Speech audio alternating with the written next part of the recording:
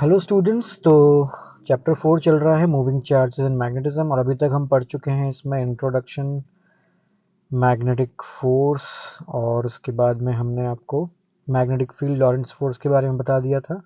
आज हमें बात करनी है force on current carrying conductor. जो लोग पहली बार वीडियोस देख रहे हैं उनको बता दूं कि हम लोग ऑलरेडी इलेक्ट्रोस्टैटिक्स और करंट इलेक्ट्रिसिटी के जितने भी 3 चैप्टर्स पीछे थे उनके वीडियोस बना चुके हैं, और ये 4th चैप्टर चल रहा है। ऐसे करके आपके आगे धीरे धीरे करके हम पूरे फिजिक्स के एनसीईआरटी के लाइन बाय लाइन आपको देंगे वीडियोस में।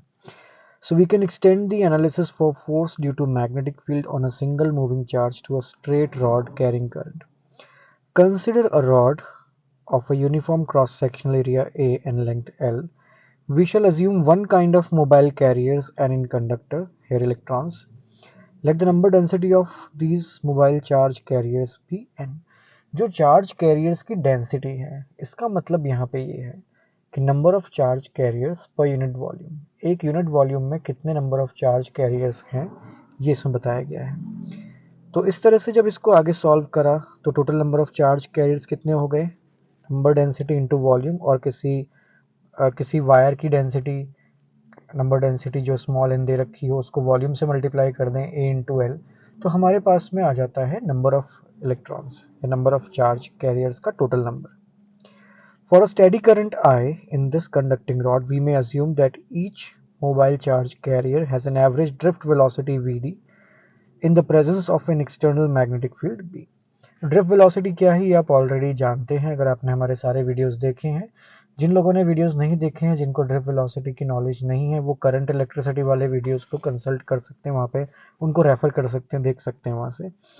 तो सॉल्व करने पे हमारे पास ये रिलेशन आता है कि जो चार्ज की वैल्यू आई उसको हमने यहाँ पे सब्सटीट्यूट करके हमारे पास टोटल फोर्स की वैल्यू आई है N L A Q V D cross P, where q is the value of charge on one carrier, a carrier। एक इलेक्ट्रॉन का चार्ज अगर q है तो हमारे पास टोटल कितने इलेक्ट्रॉन्स हैं एन एल ए, उसको फिर हमने यहाँ मल्टीप्लाई किया है, और इस तरह से फिर आगे सॉल्व करके जो काम की इक्वेशन हमको मिलती है वो ये मिलती है।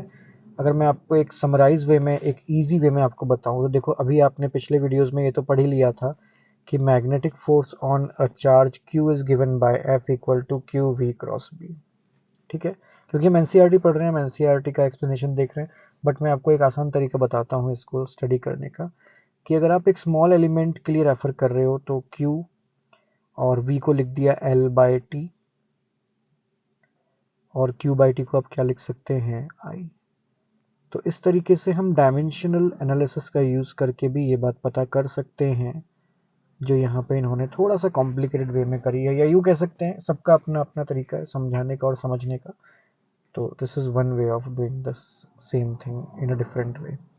Now, as we move ahead, L is a vector and it represents the length of the rod and with a direction identical to the current. जो L vector है वो हमें current की direction के along लेना है। Note that the current I is not a vector. In the last step leading to equation 4.4, we have transferred the vector sign from J vector to L vector. Equation 4.4 holds for a straight rod. In this equation, B vector is the external magnetic field. It is not the field produced by the current carrying rod. If the wire has an arbitrary shape, we can calculate the Lorentz force on it by considering it as a collection of linear strips dl vector and summing like this. This summation can be converted to an integral in most of the cases. Basically बात सिर्फ इतनी सी है कि अगर straight wire ना हो, एक random shape का वायर है, तो उस केस में आपको एल वेक्टर को इफेक्टिव लेंथ की तरह ट्रीट करते हुए फिर सॉल्व करना है। You have to take the displacement of the wire in terms of initial and final point where the current is flowing. तो यहाँ पर एक क्वेश्चन है, 200 ग्राम वे मास का एक वायर है जिसकी लेंथ 1.5 मीटर है, इसमें 2 एम्पियर करंट फ्लो हो रहा है, it is suspended in mid air, यानी mg को ये बैलेंस कर रहा है। तो बस आपको सिंपली जो I L B sine theta force अभी आपने कैलकुलेट करी है उसको mg के साथ में बैलेंस करना है। तो ये चीज़ इसमें थी, कोई बहुत ज़्यादा कॉम्प्लिकेटेड चीज़ नहीं है, बहुत आराम से आप इसको अटेम्प्ट कर सकते हैं। जिसके लिए मिनट किया लाइक दिस। इसी के बाद एक और क्वेश्चन है, इसी टाइप का है, लॉरेंस फोर्स का ही है, इसको भी आप अटेम्प्ट कर सकते हैं। जो कॉन्सेप्ट अभी सिखाया है उसी के बेसिस पे यहाँ पे डायरेक्शन पूछी गई है, right, what which way would the Lorentz force be. तो बी डायरेक्शन का क्वेश्चन है, जो इक्वेशन सीखी है उनकी हेल्प से आप इसको इजीली कर सकते हैं। ठीक है, अब नेक्स्ट वीडियो में, ये वीडियो थोड़ा छोटा सा ही रखा है, नेक्स्ट वीडियो में हम बात करेंगे motion in a magnetic field, किसी चार्ज का मैग्नेटिक फील्ड में मोशन किस तरह का होता है। तो उम्मीद है आप लोग हमारे वीडियोस को देखेंगे, और पीछे के वीडियोस भी जिन लोगों ने नहीं देखे हैं डेफिनेटली उनको प्लीज़ देखिए, आपको लिंक मिल जाएगा डिस्क्रिप्शन में। Thank you.